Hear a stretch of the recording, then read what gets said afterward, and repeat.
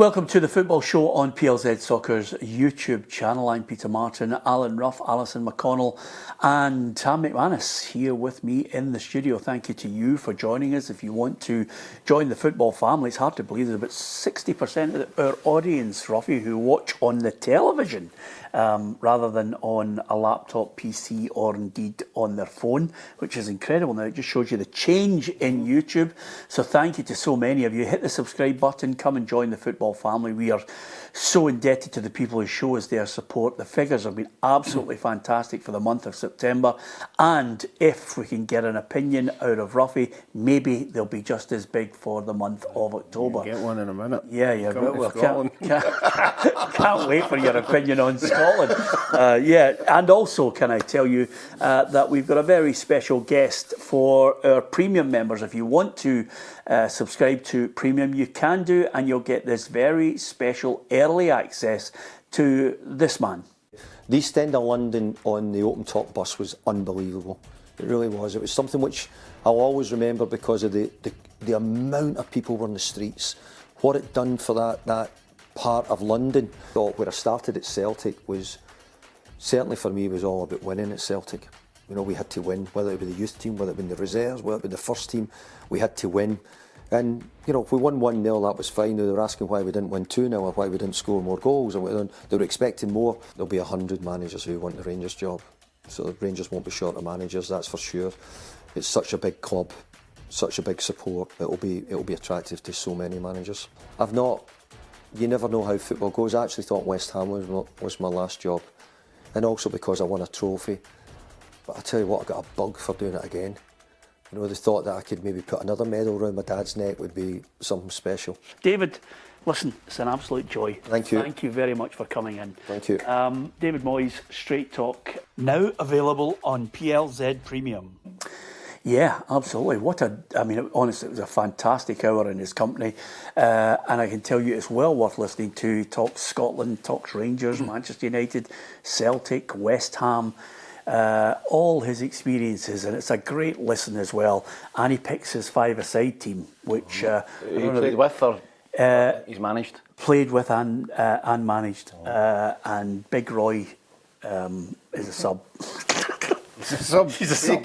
Yeah, you play with him? He's not bad.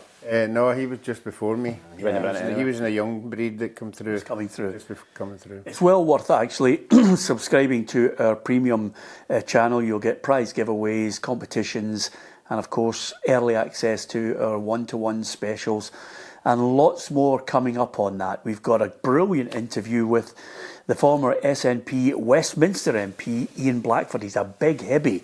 And it's well worth watching it for his insight into football, talking about Alzheimer's as well and the work he was doing at Westminster to help so many of the families with footballers who've been affected by Alzheimer's.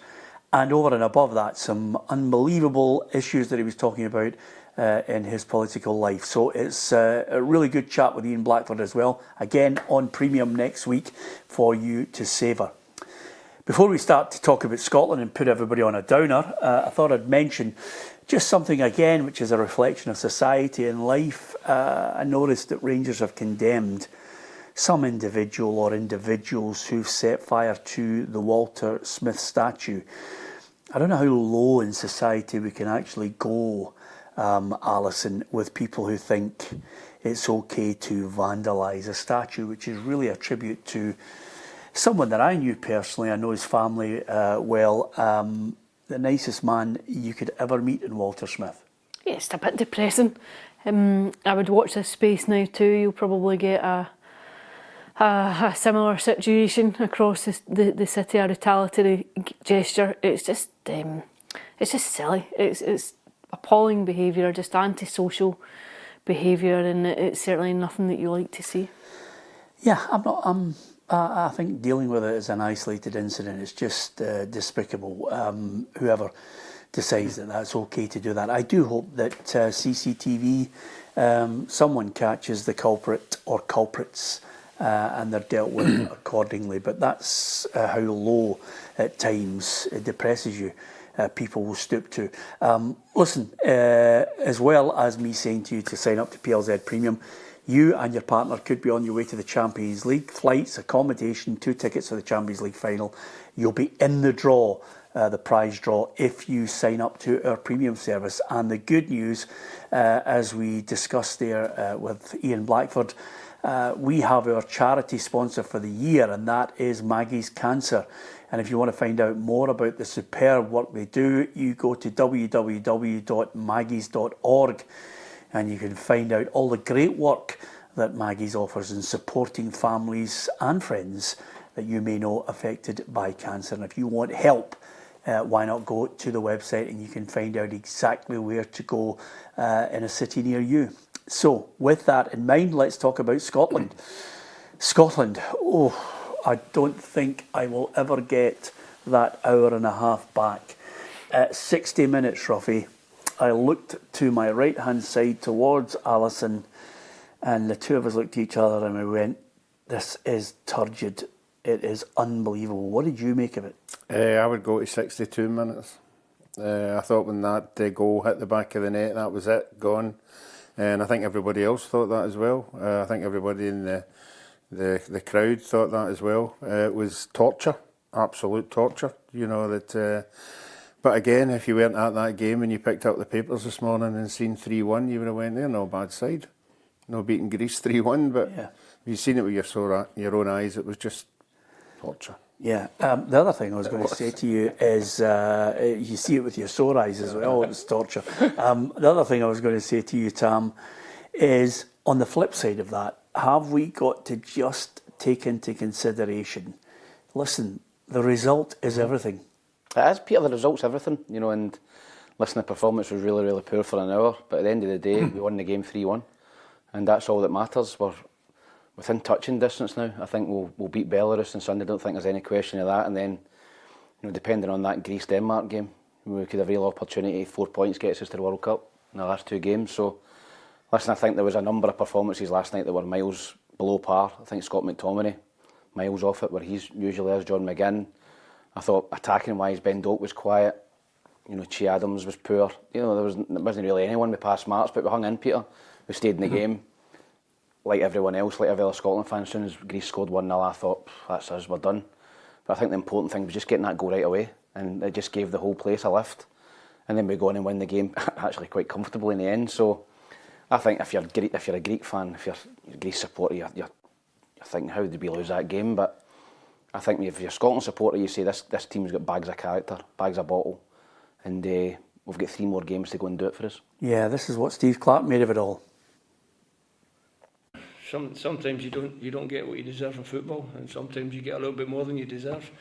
But don't underestimate the work that they put into the first half to make. The last time the Greeks came here, they were a little bit slicker than this first half, and they went in 2-0 up. This time they're a little bit slicker than us. We went in at half time 0-0. We didn't give a goal away in the first 10 seconds of the second half. That helps. It took them a little bit longer to get themselves in front. So understand that football's a 97, 98 minute game now. Sometimes it's even more. And you have to work your way into the game. You have to try and control the game in the bad moments. And that's what we did tonight. And in the bad moments, we worked ever so hard to keep the game level or keep the game tight. And then we managed to get the goals that got us the win.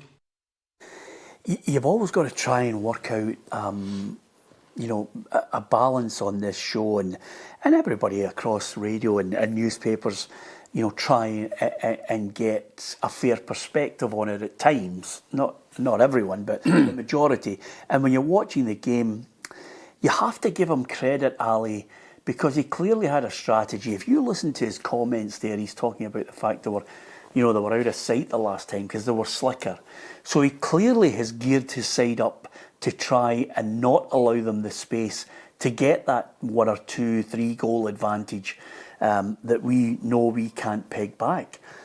That's the only thing I can read into his comments on, because it was tough to watch because they had so much of the ball. And this is Greece against Scotland. And I'm thinking to myself, it must have been a strategy. It is a clear thing. Tam's talking about players being off it. I thought it was a strategy more than players being off it. I thought he just said, right, this is how we're going to line up. This is how we're going to soak it up. It's going to be hard to watch. And you and I witnessed what I can only describe as 46,000 people apathetic, silent, not angry, just so used to the way Steve Clarke's side plays now. There was a smattering of boos at half-time when the half-time whistle went in. Steve Clarke himself walked up the tunnel at half-time shaking his head. I think there was an element of luck involved in everything that you've spoken about there last night. You go back to the game and I think there's a chance it's the 7th minute where Greece missed what can only be called a sitter. If that goes in, the complexion and the nature of how that game plays out is entirely different. So although there is a reference to them being slicker and more clinical back in March when they were at Hampden, there was just an element, I think, of riding their luck last night for Scotland, and they got away with it. Sometimes it works for you, sometimes it doesn't. Last night, they got the rub of the green, and I think you just got to see it for what it is. That's what it was. They got a get out of jail free card last night. Take it, move on, bank the points, and try and keep the momentum going.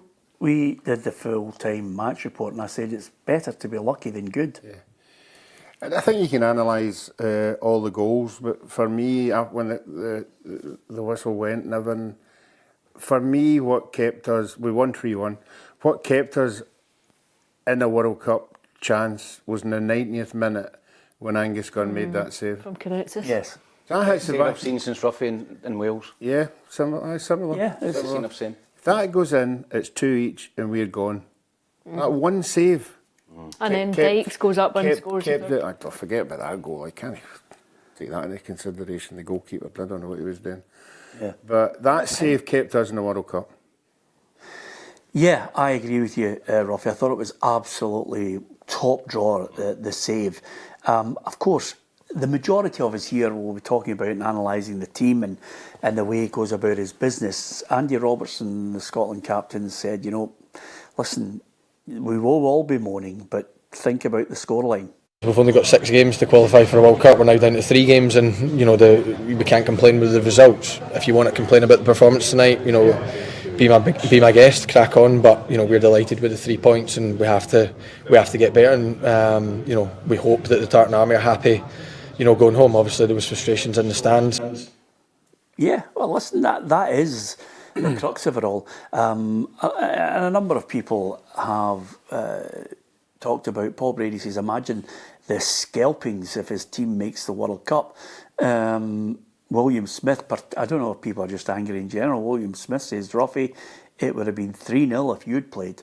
That's the Greece, by the way. Yeah, I think that was quite scathing, William. I don't know what kind of mood. Kenny says Bowie has to start on Sunday, and also that he hopes Denmark and Greece draw. I think a draw is certainly what we all would hope for. It was the whole team. I didn't think we would get anything, says Joseph. And Brian, I've just got a vision. Sometimes you get a vision of somebody. Brian's just a guy who sits next to his computer, watches the programme live, and just thinks, how can I noise everybody up on that programme and be an angry man at the same time? And he said, Peter, will you be moaning about Scotland's performances if we qualify for the World Cup? Stop moaning. And I'll tell you right now, I bow to Brian on this one. Maybe we should just all shut up about our moaning on it, but you've got to observe what you're watching, and it was hard to watch. I'm not sure you're moaning. I think you're reflecting and accepting. You got lucky.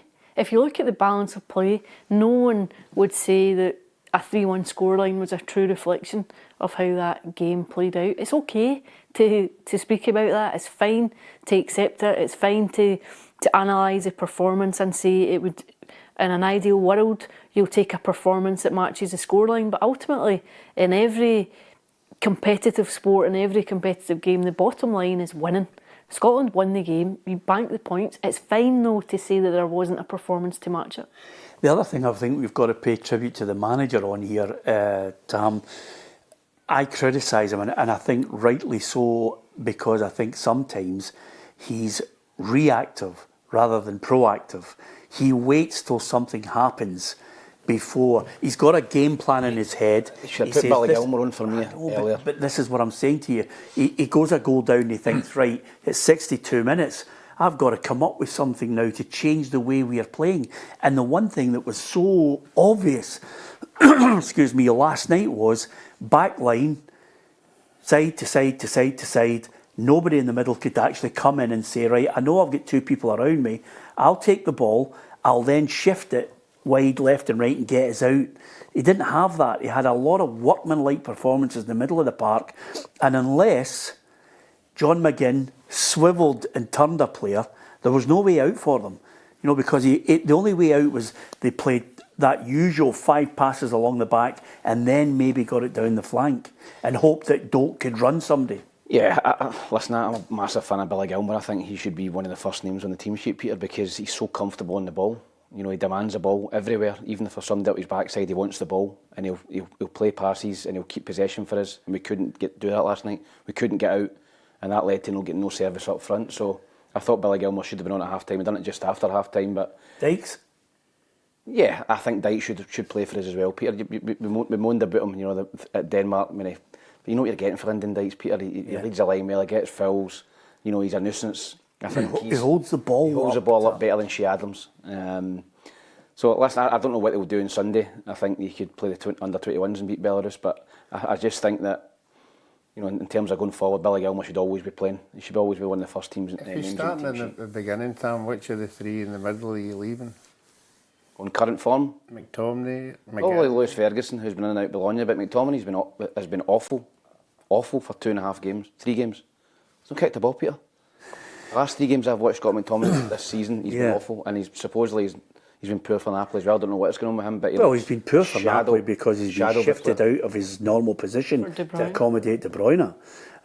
So that's where we are with Scott McTominay. But nevertheless, he knows that job. It's his role that he likes, coming in late. But Tam, you can't make late runs from midfield into the box if you're not in their half. Yeah. And we never get into their half. That's what was so painful about it, Alison. It was like you were watching it and you're saying, right, they can't even get it into midfield. Now he's gone long to a guy who can't hold the ball up. And then Doak was in effect. I mean, I saw Doak coming off shaking his head, and I thought to myself, why are you shaking your head, son? You didn't get anywhere. You never really did anything of any great, you know, skill, penetration. He was either hitting it long, trying to run. He got one good run to the byline, and that was it. Scotland were giving him the ball a lot, particularly in the opening stages of the game, giving the ball and looking for him to make something happen, and Greece got wise to it fairly quickly.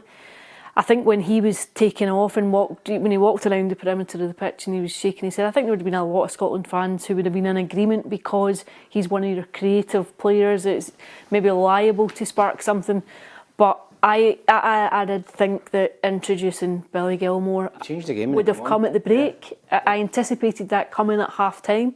That would be proactive. I think there was an argument to say it needed something. It was turgid.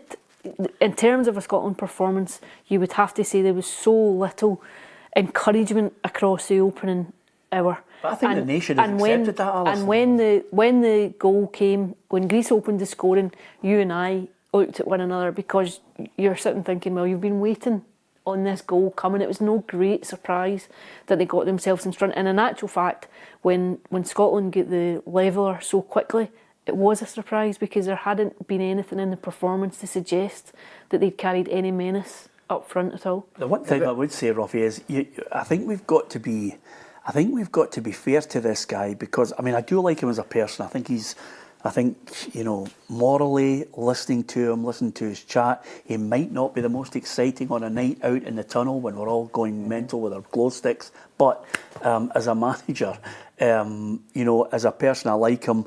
As a coach, I think we've got to actually, at times, suck it up. He's got us to 2 major championships, for God's sake, regardless of how easy it is. Yeah. He's still got us there, and he's still doing things that are getting us to the edge of where we want to be with, let's be honest about it, we haven't got any.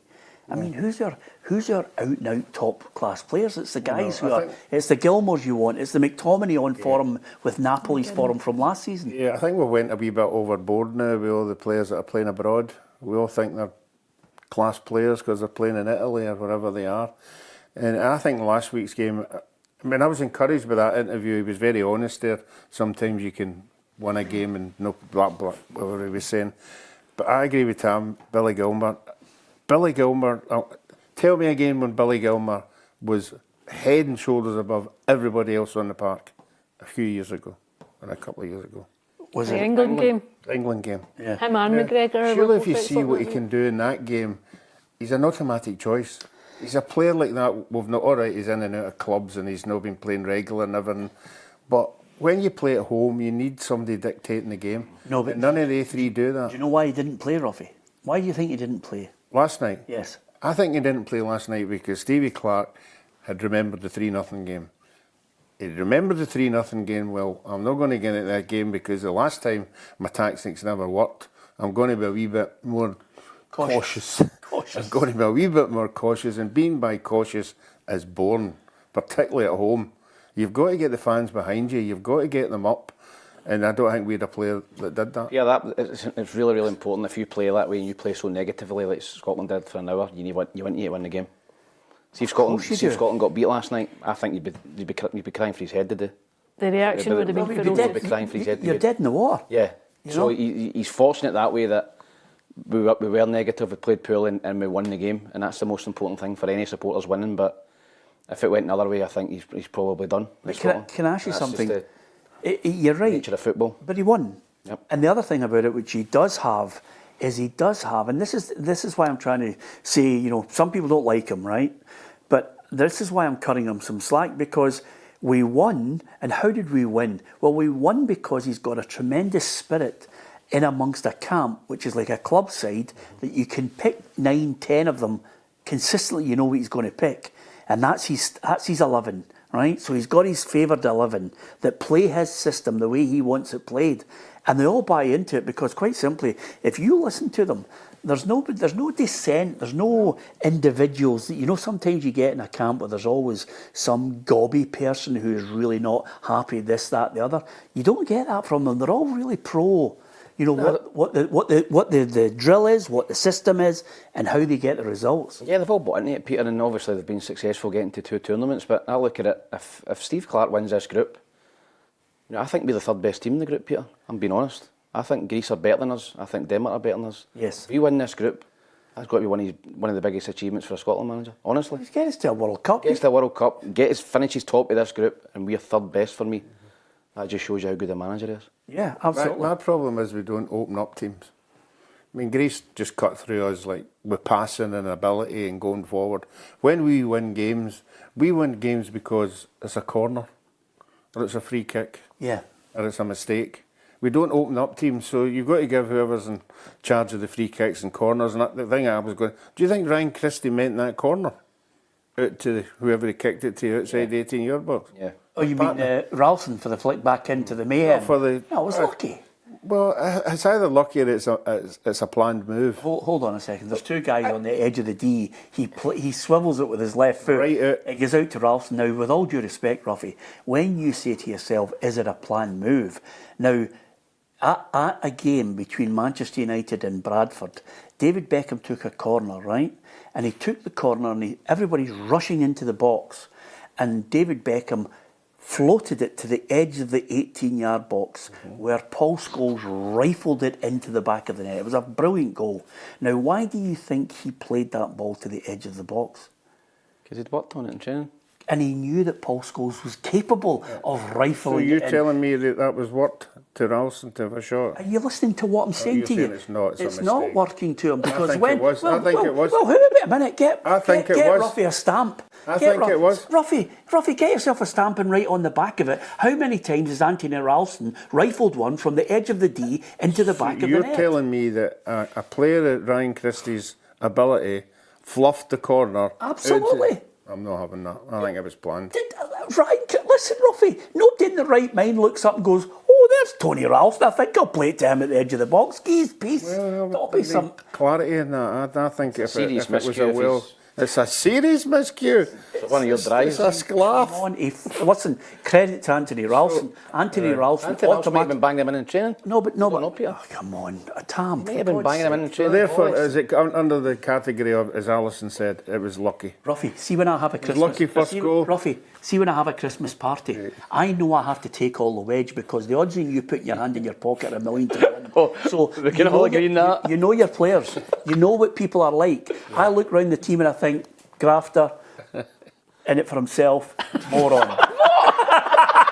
That's what I think. And I know Ryan Christie's not looking up and thinking, there's Anthony Ralston. What a striker of the ball So he what is. you're saying is a bad corner. It's a bad corner. It's a lucky goal. Great for Anthony Ralston because he was smart enough to think, I can put this in the mix. Do you know why he wanted to put it back in the mix? Because Grant Hanley was still in the box with Suter. But do you not think Ryan Christie was offside? The goal scorer when he came in, when it got played forward. For his goal. No, for the goal. For the goal. No, Ryan Christie took the corner Yeah. and scored the goal. Yeah. Well, listen. But they had when the ball came back into the box, Ryan Christie was in an offside position. Well, they took about 5 minutes to It check took 5 it. minutes, Ruffy, so clearly it wasn't. I thought it So, was Hanley they were looking at. is there any other little bits of No, I'm just an clutching at straws observation. you want to go for? Just Alison killed me with saying, well, we're lucky with silly goals, easy goals. And I now agree with her. The second goal was even luckier. The ball got flung into the box and it just bounced in front of one of our players. Well, can I ask you What I'm saying, the point I'm trying to make is we don't open people up. We don't score good goals. And tell me this, who have we got that could wear a Scotland shirt that does that? What Billy Gilmer. Eh? Billy Gilmer could open up defences.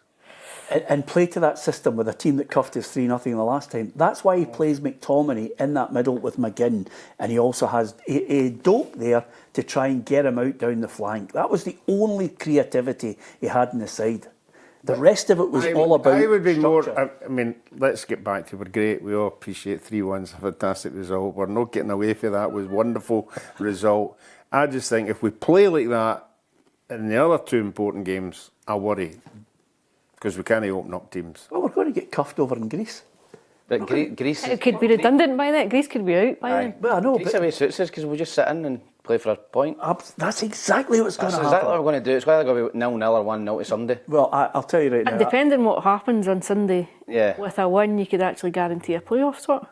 Yep. Right? Yeah, but if then you get Denmark at home. Yeah, if you Greece win, slip up, then we're definitely getting a playoff spot. But where I think we're going now is, I think we'll go to Greece, I think we'll get cuffed, and then we'll come back. All roads lead to Hampden for Denmark. Aye, Denmark. That is all. To be fair, that game's always been the one that you were looking at. Absolutely. As a, If you'd have signed up for that at the start, if you'd have 100 said 13 if points, you, Tom. If you beat Denmark at home, you're top of the group. if someone had said That last to you game, yeah. after Thank three you. games, Let's not play the next 5 games, just play that one. you've got 7 points. You're playing Belarus at home. You would have taken it. You would have bitten the hand off it. 10. The fact of how you get there. 14 points. I checked with my researcher this morning how you win the group. Yeah, can I ask you something? Ruffy, you said that. You said that about 6 weeks ago. Researcher. You said, yeah, I know that. Did you? You said that 6 weeks ago. That 14 points is enough. Yeah, I'm happy We're with not going to get 14. 14 points. We're Aye, going to you get will. 13. Oh, you're in 7 now. It'll be You may 10. get a point in Greece. It'll be 10 on Sunday. 10 on Sunday and Tam, 4 What points. did you score the last for time we other played two. Greece away? I can't see it. Can you? 1-0 to Scotland. Yeah, but I can't see it. Well, sit and get Greece could be, but then they're just the Greek tragedy. They were smashing plates. I hope you're right. I hope you're right. I'll tell you one thing. You're not gonna do the Stereotypes getting weekend. I'll tell you thrown one in thing that's certain, by the way. Me and you are going to America and Mexico. He's not. I'd end up stringing him up. Oh, weekend at Burnley's, wouldn't you? You need to reel him round. He's in Benbecula for another gig. Can you imagine Scotland playing like a game in Boston or New York or Philadelphia or something? I think you probably only need one at it. Willie has said something which is, I think, very, very pertinent to it all. Willie on our live feed says we always put everything into the last game and then Willie goes into a diatribe with nasty language. Let's go to Greece and get a win, man. Willie, we can't disagree with you. I'd love us to go to Greece and get a win. Can you imagine us getting 16 points, Ali? We'd just be cloud cuckoo land. We'd all be steaming. They'd have to get us 2 days off. If you're saying we're not going to win in Greece, No. so the most we can get is 13 points. Yes. So we're out. How would How you are we out? out? Because Denmark are flying now. They've got Belarus and Greece at home. Yeah. That's a nice 6 points. And then they would have to play Scotland at Hampden. So if Scotland win that game, And we're going to beat them. Yeah, we're going to beat Denmark. So we're going to beat them, but if we do, We'll we're beat top. Denmark. Do you not think so? On that evidence last night? We'll beat Denmark, Ruffy. On that evidence last night? listen. That's just a yes or a no. Yes. Yes. And he doesn't think we'll beat Greece. We're going to be Greece. We're going to be Denmark. Denmark battered Greece in it There's no logic to him. He'll sit in. I just know his tactics. Honestly, Ruffy, I wish you were there last night on the 2 free tickets that you get since you've played 50 caps. But what do you know what happened? Alison and I looked at each other and we thought, there's not even an angry Tartan Army fan. It's a subdued, flat atmosphere. It was so flat inside. What was the stadium like? I mean, you said there was a smattering of boos at half time. He'll tell you, see if Scotland weren't a goal up at half time at Hampden when he was playing, the whole place was going bananas. When he came off the plane at Argentina, they wanted to lynch him. So, yeah, absolutely. Well, it's his fault. But we're actually sitting there flat. But everybody when I was watching the telly, everybody was negative. Commentators were negative. The crowd was negative. When that goal went in, there was just a divining line of that's it. Yeah. And if we hadn't scored that goal quickly, that would have been it. I agree with you. But again, we're happy with 3-1. Keep saying we're happy. We're happy with 3-1. Yeah. Philip has said. You look awful red. Can you take a drink? Yeah. Philip has said to us, Croatia, Scandinavian nations and other smaller nations have decent sides because their players are scattered throughout the bigger leagues. It's good to see Scottish players in Italy and not just in England. Philip, we can't disagree with you. Listen, when you get the experience of some of our squad going out and about, and the other good thing about it is, listen, Lewis Ferguson might not be the type of midfielder that's got the qualities of Billy Gilmour, but he's playing in Italian football. And listen, what a night for him last night. Lewis Ferguson getting his first goal for his country. We felt the energy being sucked out the stadium. Go 1-0 down, probably not been at our best. And then, like I said, the reaction was brilliant. You know, we were a bit more aggressive. I think you need to do that when you're 1-0 down at home. That's a given.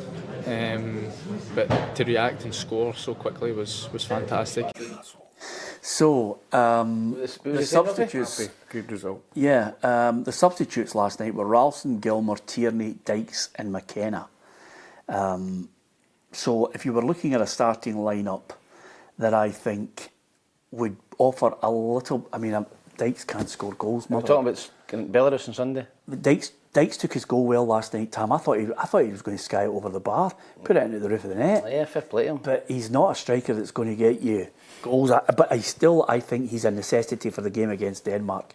You need options, don't you? Listen, I think we'll beat Belarus at the weekend. I think goal difference could be important as well. So I think you'd want to go and give them a right good tonking if you could.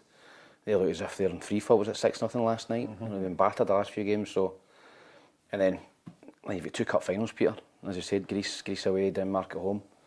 But that's what we've got, Peter. There's nobody out. There's nobody going to come in from another league or another.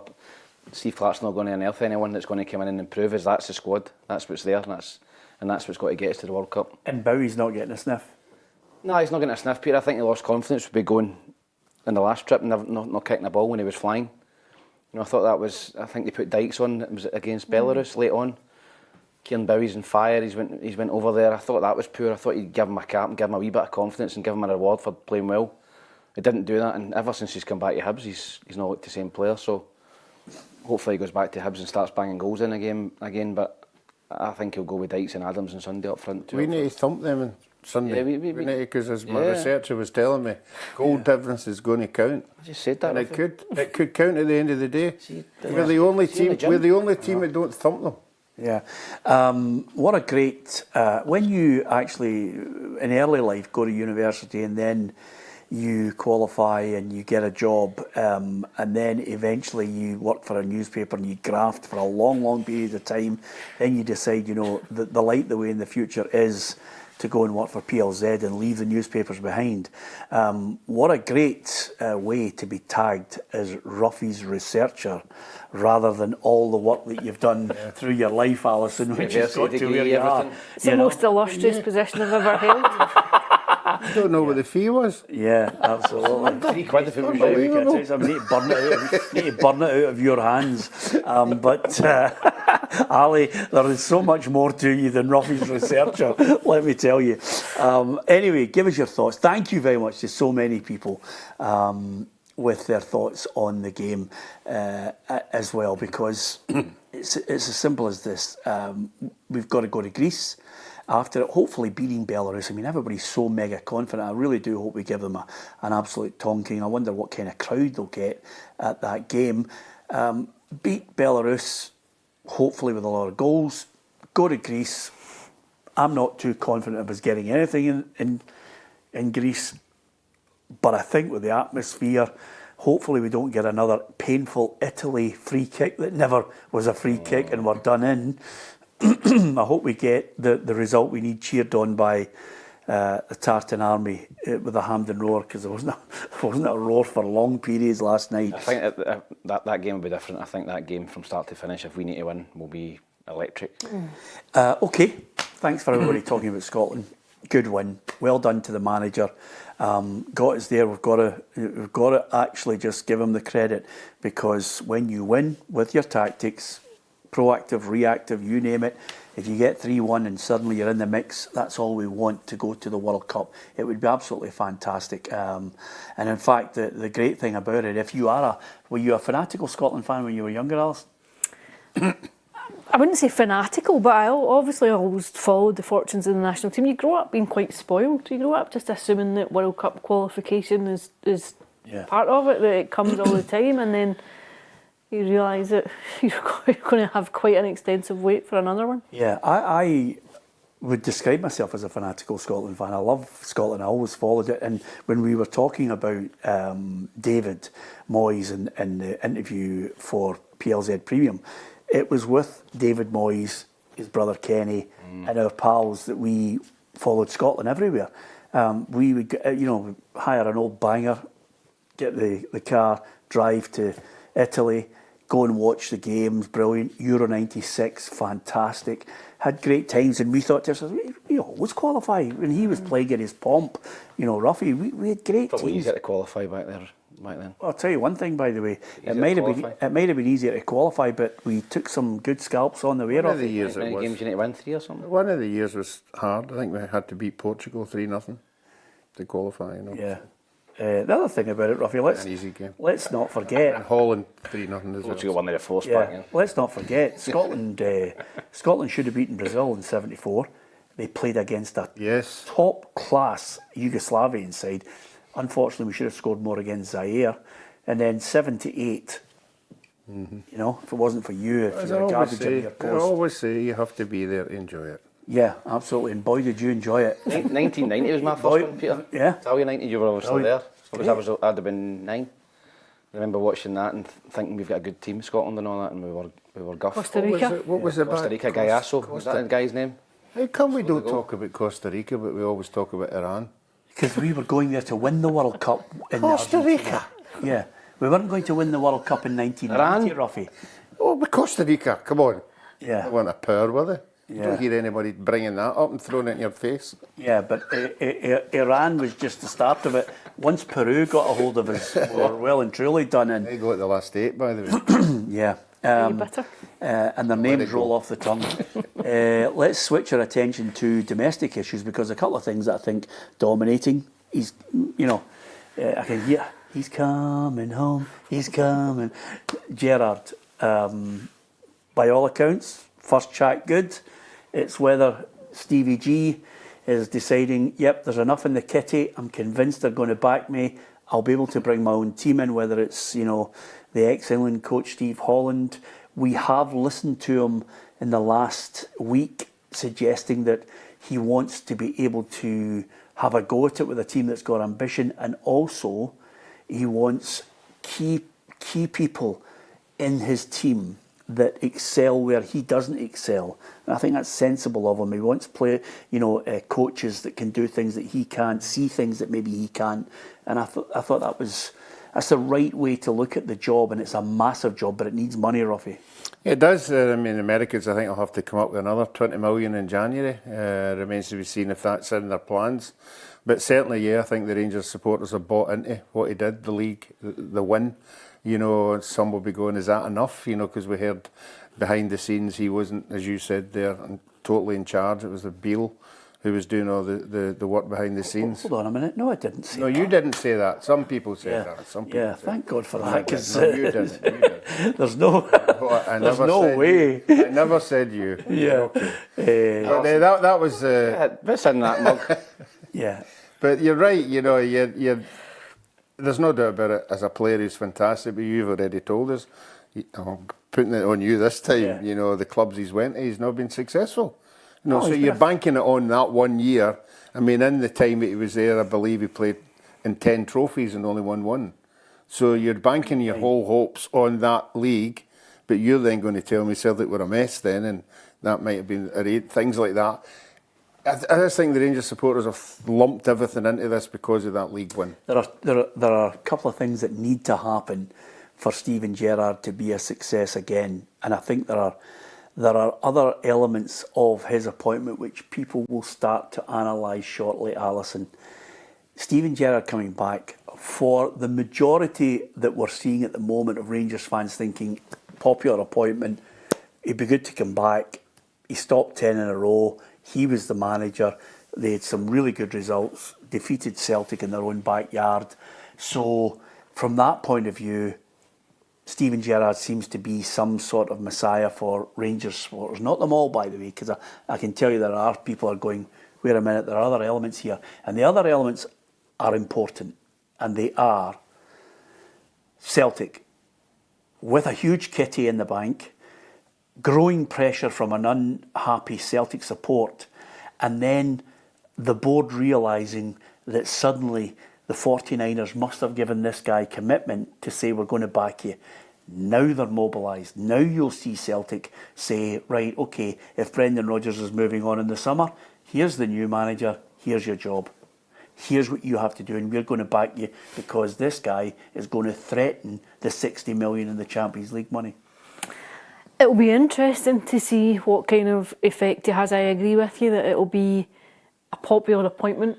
I don't know that it'll be entirely universally popular. I think there are some voices that maybe have reservations about Steven Gerrard going back to Rangers, but across the last week or so, the message that's coming across from Rangers fans is that it would be an appointment that ticks a lot of boxes. I think it was the popular appointment from way before Russell Martin was sacked. What it does for Celtic, I think you're going to have to watch and see how that plays out over the next couple of months. Celtic were under pressure always going into the January transfer window because of the manner of the summer window and how chaotic it was and everything that gave rise to, particularly on the back of the Almaty Champions League defeat. There has been a simmering unrest that has bubbled under the surface at Celtic for a long time, and it periodically comes to the fore, as it did in the aftermath of the failure to make it to the Champions League.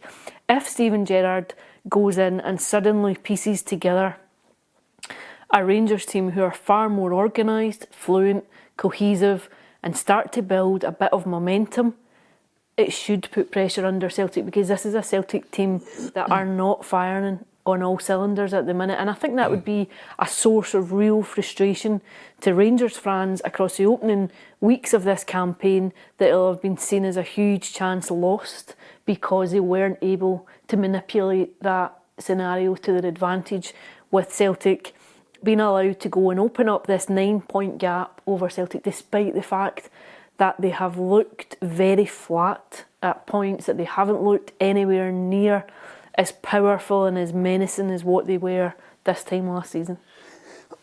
Events, moments in time prompt human beings to change, respond, ignite, or they're basically run over the top of. The lift that the Rangers fans will get, the lift that the team will get when he walks in the door, because there is still an aura about Steven Gerrard. There is still this sense of, you know, one of the best midfielders of his generation, and a manager who has won a title at Ibrox. So when he walks in the door, I think there's that part of it. What he will find, like Barry Ferguson, like countless managers before, unless he gets money to sort out the back line, that's where their fault line is. Rangers' fault line is the back line. It lets in goals and costs them points. Unless he sorts that out quickly, Celtic and Hearts could be even further away and that league could be gone. Well, I think if you look at Steven Gerrard when Rangers won the league, their defensive record was outstanding. I think I don't know how many goals they lost off the top of my head, but it's probably a record. You know, I think they were very watertight defensively. I think it was something like 12. Yeah, throughout the whole season. So he built a good defensive unit at Rangers. I think that he's obviously a popular appointment with the supporters. I think he's been there. There's two sides of this. You've got Celtic supporters saying, why are you bringing him back? He's won one trophy out of 9. Rangers supporters are saying, well, he won the big one. He won the one that we all wanted. He stopped 10 in a row.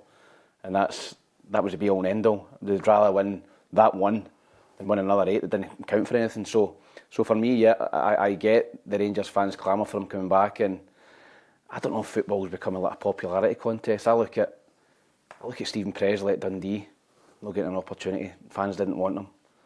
Russell Martin at Rangers, fans didn't want him. Ange Postecoglou now down at Nottingham Forest, fans didn't want him. Steven Gerrard is one where the fans are going to give him time, and I think that's really, really important for the owners and for the Kevin Thelwell, Patrick Stewart. I also think it's an appointment that it takes the pressure off the exactly. It takes the pressure off. Turn around and say, "Well, this is what you wanted. This is who you wanted us to go for." Yeah, and with that in mind, Ruffy, Kenny, who regularly contributes to the programme, says, "God, I hope Hearts win the league." And I have to say, if Hearts... Who said that? Kenny. He was a big Aberdeen fan. But if Hearts win the league, it would destabilise the whole structure of Scottish football. It would be unbelievable. Because I can't remember who it was that said it, but they reckon, it was David Weir actually, quoted this week as saying he reckons Tony Bloom will give Derek McInnes more money in the January transfer window to have a right go, if they are still in that, good position at the top of the table. First thing you have to say is how much money you would need to win that league if Rangers and Celtic are going to start splashing it. Who said they're going to splash it? Well, that's what we're talking about, aren't they? If Steven Gerrard's coming in, he's going to be saying, well, I want money in January, and I'm sure Brendan Rodgers will be saying, I want money in January. So I think the amount of money you spend is irrelevant. It's what you spend on it. Well, what did Tony Bloom... They spent £20 million, they're sitting in 8th. Yeah. 6 million, Tony Bloom. 9.8 million. 9.8 million. Well, no, that's You're not going to do. Charlie Adam. That's not going to do anything.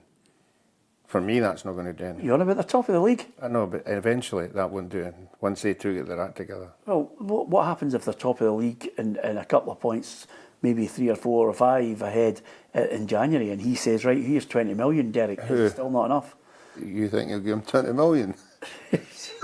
Come on. Do you want me to tell you something? Come on. Do you know the thing about it though? I said to you before, listen, see if you're romantic about it. If you're Tony Bloom and James Anderson and you turn around and you go, wait a minute, 60 million, Champions League, okay, there's a couple of qualifiers and we're 5 points ahead of them. I'd have a go. I'd have a roll of the dice. Businessmen aren't romantic. They're pragmatic. Some are. Most tend to favour towards pragmatism. Yeah. I would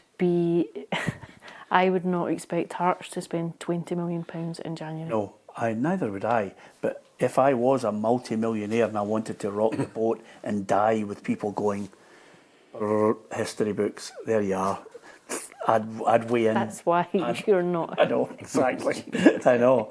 That's exactly. I'm a romantic, which is why I've kept Ruffy and Tam here.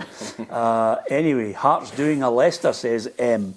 Who knows? Leicester spent a lot of money to win that league as well. James says Bloom will always be looking to bring in players with promise. Hey, listen, I just want them to be in the mix. I really want Hearts to be in the mix. Just a 3-way struggle, a 3-way battle. Somebody takes a scalp. I mean, we were all hoping, that Hibs would materialise, with the squad they had. They haven't been able to do it. Draws have killed them. Aberdeen have just been a monumental failure, you know, and some are suggesting they're on the way back with one win against Dundee. 12 points between Hearts and Rangers is not an insignificant amount to make up for any manager going in. It's a lot of ground to try and make up over the course of the campaign, particularly if you consider just where Hearts are in terms of the confidence around the squad, the belief, the identity within that team. I think you could argue that they've maybe also been lucky in certain moments of games. Yeah, like Steve Clark. But the momentum that they've built is inarguable. And making up 12 points when you're going into a team that have been 11, so desperately inconsistent across the opening months of the campaign. It's not just a click your fingers and you're going to eat into that gap. Well, it depends how Hearts react to their first defeat. Yeah, can I ask you this, Tam? Do you think Aberdeen didn't react to it very well when they get humped off of Celtic in the League Cup? It's a good point. And then went down the downward spiral. That will come to Hearts as well. Do you get the feeling that anybody could come out of left? Don't worry, that hasn't been lost on Hearts fans who are listening to you. Do you think there are any people who could come out of left field and deny Gerrard the job, or do you get the sense that... I think it's done, Peter. I don't even think they'll be interested in anyone else, really. I think they'll see the clamour from supporters and listen, they need the supporters back on side. You know, it's been a shambles at the start of the season, and they need the supporters back on side behind the club, behind the manager. And, listen, he's been there, done it, so I'm going to go Gerrard will be in the job quite pretty shortly. 5-year deal, is it? 5 5-year years? contract. Yeah. Okay, just on the other points that we want to get before we have to let everybody enjoy the weekend. I know you don't enjoy the weekends when there's international football time. What do you do with your life then? I mean, do you watch football from Azerbaijan? And Don't watch anything horrendous. Yeah? Don't watch any football. And the other thing that a lot of Maybe go people... and watch a low league game. Is that right? Would you? We are about to talk about, obviously, the Celtic situation. No football? Yeah. Lowland League. You say you don't like any kind of football, but you'll go to the Lowland League. Just to watch a game, aye. Yeah, he's trying to mix it, shut trying to lay a up, trap for you. Listen, amazingly, before we talk about the Celtic fans who are still unhappy with the board, I find it hard to believe, Alison, in all your years on this planet, and Ruffy and myself, that Tam is going to his first ever concert in his life to see Delamitri at the weekend, which leaves... 23rd of December. Is that when you got the tickets for? So something could still happen to see that off. But that is amazing, isn't it? I've never met anybody who's never been to a concert in his life. That is weird, isn't it? It's incredible. That's unbelievable, isn't it? What was your first ever concert? Oh, I don't know if it counts as a concert. The Big Day. Do you remember the Big Day in Glasgow and George Square? Glasgow's 1990. Big Day. And I think, did Sheena East not get Sheena belted East with, did. cans? That's right. Yeah, absolutely. They weren't And Wet Wet played. Yeah. Ruffy, your first concert? Vera Lynn, 1950, 1952. Bachelors. The Bachelors. I know you love Green's the Bachelors. Playhouse. Yeah. Fantastic. You greeting? Only I believe. My first concert must have been, I would think, Depeche Mode, Tiffany's in Glasgow. Absolutely magnificent. Must have been about that time, new wave, you know. I went to see the Who the night before the League Cup final. Yeah. The one that you won? Mm-hmm. The night before? Mm-hmm. Wow, that's some preparation, Ruffy. Yeah. Just out of curiosity, with your mullet and everything that you had then and the same middle parting, were you up giving it, people try to put us down? No, I was in a box. I had to behave myself. Some things never change. Freebie. Yeah. Ali, the Celtic fans are not happy with the reaction from the board. The board have released the minutes and maintain that they are a successful club. Here's the main crux of the points that they were making. Michael Nicholson reminded attendees that they do not speak for all supporters. That was an interesting point. Asked who has final say on transfers after Brendan Rodgers alluded to club signings, and Chris Mackay said that a multidisciplinary approach is taken. This approach is led by the football department, who identified players, with the executive team concluding transactions. The answer is in the wording. Asked why Rodgers would refer to some recruits as club signings, the minutes note that Nicholson shrugged his shoulders. So, of course, when you read between the lines on all of these things, they're still not happy with the replies. They're certainly not happy in the manner of the replies from the board to think that they are doing things right. They've made a few mistakes, they've admitted that, and they will continue to consult with them. I'm not sure there was ever going to be a resolution. In fact, I'm not sure what the resolution can be that is going to appease certain sections of the Celtic support just now. I think it's very clear to say that there are legitimate reasons why they were frustrated over the summer, legitimate reasons to be upset at the transfer window, the lack of strategy in it, the lack of arrivals, and what ultimately it cost Celtic this summer in terms of qualification for the Champions League. But in terms of finding a resolution and going forward, I'm not sure where it's going to come from. There won't be significant boardroom change. I think you will see Celtic going into the transfer window in January and looking to bolster the squad. They also have, as a club now, a bit of a target on their back when it goes to negotiating fees for players, because everyone will know that they are under pressure to be seen to be active in this window. And Rob says Celtic board, of course, they'll not admit their failings. What do folks expect them to say? Clearly, a number of people are quite critical of Celtic and their attitude towards the criticism that has come their way. But nevertheless, whether the Celtic supporters increase their anger by more displays, more shows of unrest, whether it's tifos or whether it's not buying tickets. Not buying tickets and not buying merchandise is the only way that this board on their bonuses react. When they start to lose money, Peter, and the club's losing money, then they probably react. But just looking at that statement there, it's just basically just put up or shut up. It's just like, this is what we do and it's not going to change, so just suck it up. And that's basically why the Celtic fans, I think, will continue their protests. I don't think it's going to go away. You know, I thought it would kind of drift away, but you see it a couple of days ago, there was more stuff outside Parkhead, so I think they're going to continue a campaign to try and get the board out. Whether that works or not is very doubtful. Not a catch chance in hell, Ruffy. Nothing will change. Not at all. No, nothing will change. I thought they've been at the meeting. You know, they might have been a wee bit up to relaxing their views a wee bit, but by that statement, it doesn't look as if they have. They've just sort of, as Tam said, just fudged the issue and just told them to go on it. Just before we finish, must mention, Ruffy, you know what I'm like when I see memorabilia going up for sale, and I spotted George Best's 1968 shirt from the match against Real Madrid. You know, the semi-final where they eventually went through 4-3, I think it was, in aggregate, to play in the 1968 European Cup final against Benfica. Wow, you're doing ventriloquism now. Benfica. But the shirt, how much did it go for? I would say possibly 75,000. 75,000. He gave it to a girl. I'm not sure if it was his girlfriend at the time or just a fan who loved George Best. But she had it, put it up for auction, and it went for, in total with all the add-ons, commission, £32,000. I'm looking at that. No badge like the Celtic, the strip away back. No badge, like club badge. No badge. The only badge I think that they actually did have, I might be wrong, I wonder, did they have a badge of Manchester United on their blue strip for the Benfica game? I'll need to look up some of the old pictures, but you're right, Ruffy. No, I don't know any club that had a...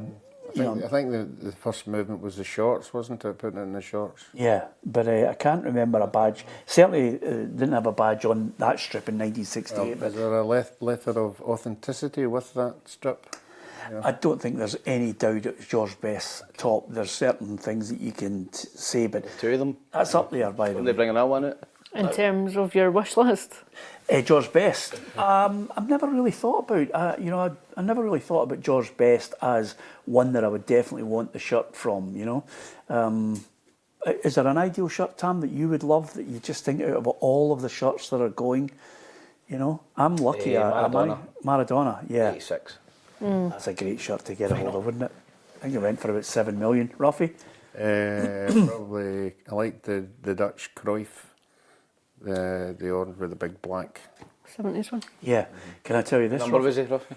14. Yeah, can I tell you this? And this is something that I think you should look and listen to, Ruffy. Okay. If you do like podcasts, you should listen to David Moyes in conversation with Peter Martin, because he told all the staff, and I look at Kerry, our reporter, and all the team who are in our office. He was in and he said they played against Ajax in 1982 for Celtic, 2-2 at Celtic Park. Go over to play Ajax in the Netherlands, and Celtic win 2-1. Charlie Nicholas and George McCluskey score, and at the end he says the coach came in and threw strips along to everybody, and he had his strip that the coach threw him, and he looked and it was number 14, and he couldn't believe it. He thought, my God, Davey's like, I've got Johan Cruyff's strip number 14. And then eventually, over a period of time, somebody said to him, the European games, they were only allowed numbers 1 to 11, and the substitutes had the numbers above 11, right? So he was sitting there, he's like, oh no, I can't believe I'm raging, right? Because he's framed it and everything, right? But the person, they looked up the records to see who played number 14 as a sub that night for Ajax. No, it wasn't, no. Come on. Was it Cruyff? Eh? No, Cruyff played 9. Oh no! Who have you got? Who was it then? Boss, I'm asking you. Who do you think? Wally, man. 14. Ajax 14, Netherlands. Neeskens. Young guy making his Johnny way. Rep. Dennis Bergkamp. Johnny Rep. In 1982, Johnny Rep was heading into the twilight of his career, you muppet. Come on now, think about it. Great Dutch players. Ajax 14, sub. And it's actually his top. And David, you'll hear about it, you know. Van Basten. Yes, thankfully. Tell him. Did you tell him? Oh, absolutely. It needed to be that, honestly. It's an absolute, honestly. Yeah. Say Rudy Crawley, I think God. And Paul Brady says, Peter, how do you feel when you ask Ruffy a question and he just shrugs his shoulders? Listen, if he keeps shrugging his shoulders, you might get a place in the Celtic board. Who knows? But nevertheless, it's been interesting. Les Watts says, I'm boycotting PLZ merchandise. It's far too expensive. Les, for God's sake, you get a Legends t-shirt with George Best on it for 30 quid. You go down into the town, you'll pay 60, 70 quid for them. The barras for £5. Yeah, in Tam's stall. Yeah. But anyway, tons in the back of his car. Yeah, absolutely. And Kenny says, we love you, Ruffy. There you are, there's always somebody. Thank you very much to each and every one of you for watching the programme. Hit the subscribe button. If you want to subscribe to PLZ Premium, then you're in the prize draw. You and your pal could be going to the Champions League final in Budapest at the Puskás Arena. It is the 2026 Champions League final. Flights, accommodation, 2 tickets. All you have to do is sign up to PLZ Premium and you'll be in the hat. And if you're thinking right now, early October, Alison, I know, will be thinking about it right now, because I am. When you've got kids, early October means there's a run-in to try and beat the Christmas rush, Ali. Get yourself a Legends t-shirt, a Maestro top, you name it, in the PLZ Soccer store, and you'll beat the Christmas rush as well. So, I think I've done all my promotion. Thank you to Ruffy for just being here, but thank you to Tam and Alison for contributing. Thank you to you for watching and listening.